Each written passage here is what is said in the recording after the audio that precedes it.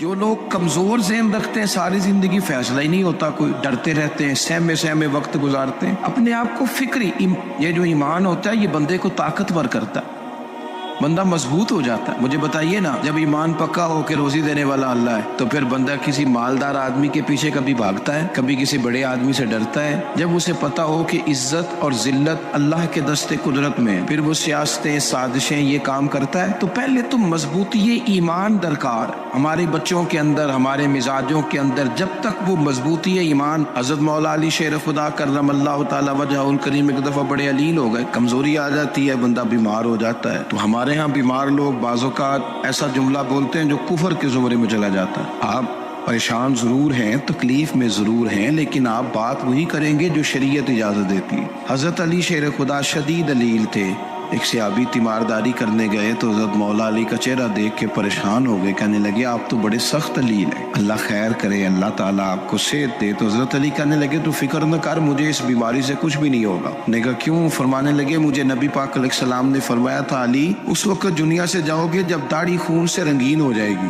تو اس کا مطلب ہے میں خنجر کے وار کے ساتھ شہید کیا جاؤں گا، میں بیماری سے دنیا میں نہیں جاؤں گا، میں یہ بیماری سے مجھے کچھ بھی نہیں ہوگا، اللہ مجھے شفا دے دے گا، چونکہ حضور نے فرمایا کہ ساڈے نبی دی زبان ساڈے واسطے قرآن۔ تو سب سے پہلے تو اپنے ایمان کے اندر، توکل کے اندر مضبوطی پیدا کریں۔ مسلمان دیکھو نا، نماز پڑھنے سے روزی میں برکت ہوتی ہے، تو پھر اس کا مطلب یہ ہے کہ جب ٹائم آئے نا نماز کا تو گاہک جتنے مرضی کھڑے ہوں پھر دکان بند کرنی چاہیے، پھر نماز پڑھنی چاہیے، کیونکہ روزی تو اللہ نے دینی ہے، گاہکوں نے تو دینی۔ تو سب سے پہلے ضروری ہے مضبوطی ایمان، توکل، اللہ کی ذات پر بھروسہ۔ آپ کبھی میدان کربلا کا پورا نقشہ اپنے سامنے رکھیں نا، دو چیزیں ہیں، امام حسین کو نظر آ رہا ہے اب شہادت ہو جائے گی، اتنی بڑی فوج آئی ہے، خدا کی حکمت کے تقاضے سمجھ میں آ رہے ہیں، حالات کیا ہوں گے سمجھ آ رہی، پر ایک لمحے کے لیے بھی ان کا توکل کمزور نہیں ہوا۔ اپنے رب پر جو مضبوط بھروسہ ہے، سیدہ طیبہ طاہرہ حضرت فاطمہ الزہرا رضی اللہ تعالیٰ عنہا اونٹ کے بالوں کی بنی ہوئی چادر اوڑھ کر چکی پیس رہی تھی۔ یہاں بیویاں بڑا روتی ہیں، غریبی بڑی ہے، بڑی غریب بھی ہے، حالانکہ اب کون بندہ پیوند والے کپڑے پہنتا ہے؟ اب تو بڑی مشکل سے وہ لوگ ملتے ہیں جو جوتا ٹوٹ جائے تو گانٹھ کے پہنے، ورنہ تو نئے جوتے آ جاتے ہیں۔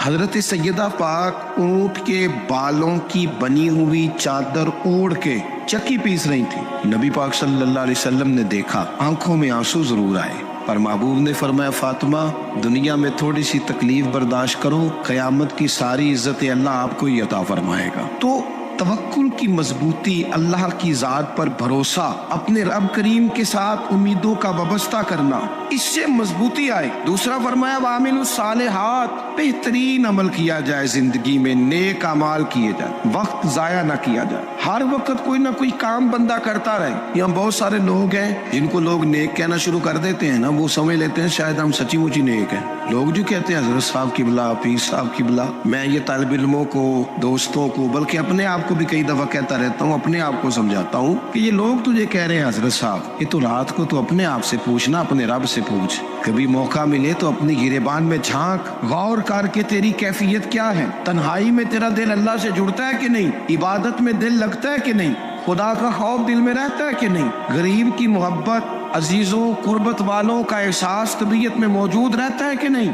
ایسے تو میرا مطلب ہے، لوگ کہہ دیتے حاجی صاحب آپ بڑے سخی ہیں، تو اس سے تو نہیں نا بندے نے سخی ہونا، سخی تو تب ہونا ہے جب اللہ کی بارگاہ میں مقبول ہوگا۔ اعمال صالحہ، نیک کام، اور وہ کرتا رہے بندہ، کوئی بھی کام اسے نیکی کا مل جائے نا۔ دیکھنا اپنا معیار ہر انسان نے بنایا ہوتا ہے کامیابی کا۔ کچھ لوگوں کا خیال یہ ہوتا ہے کہ بچے میرے پڑھ گئے، اپنی اپنی جگہ پہ سیٹ ہو گئے، میں اب بڑے سکون میں ہوں۔ کچھ کی رائے یہ ہوتی ہے کہ میں نے سب بچے بچیوں کا بیاہ کر دیا ہے، گھر میرا بن گیا ہے، اب میں بڑے آرام میں ہوں، قرار میں ہوں، سکون میں ہوں۔ تو اپنی اپنی رائے ہوتی ہے، لیکن حقیقت وہ ہے، اصل وہ ہے جسے اللہ کے قرآن نے بیان کیا۔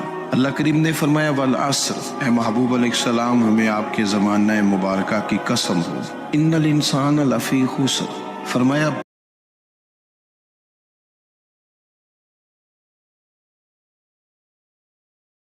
بے شک انسان خسارے میں، نقصان میں۔ اپنے تئیں کوئی دعویٰ کر لیتا ہے، آپ دیکھتے ہیں کہ بہت سارے لوگوں کے دعوے اپنے اپنے ہوتے ہیں نا، کسی بھی طالب علم سے